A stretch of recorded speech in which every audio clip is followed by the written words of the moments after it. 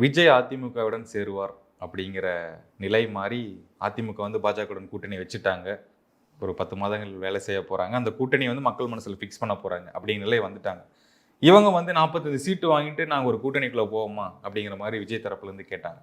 என்ன ஆக போகுது விஜயோட நிலை? இதில் ஆவறதுக்கு என்ன இருக்கு? தனியாக தான் நின்றானோ. இவர் ஆரம்பத்தில் வந்து கூட்டணி ஆட்சி அப்படின்னாரு.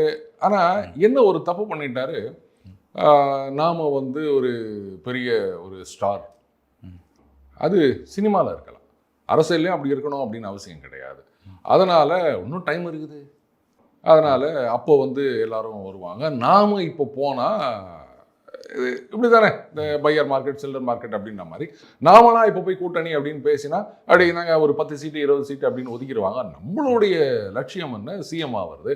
சரி, போனால் போகிறது, உங்களுக்காக நான் விட்டு கொடுக்குறேன் அப்படின்னு சொன்னால் அட்லீஸ்ட் ஒரு டெப்டி சிஎம்மாவது கொடுக்கணும். ஒரு சிககாந்தே டைரெக்டாக சிஎம் கேட்கும் போது நம்மலாம் வந்து ஒத்துக்க முடியுமா?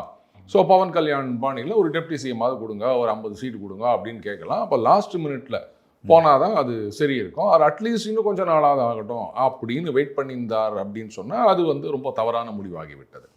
அதுக்கு முன்னாடி டக்கு புக்குன்னு மற்றவங்க அந்த அலையன்ஸை முடிச்சுட்டாங்க. ஈவன் அதர்வைஸ் அதுவே எனக்கு கொஞ்சம் ஓவராக தெரியுது.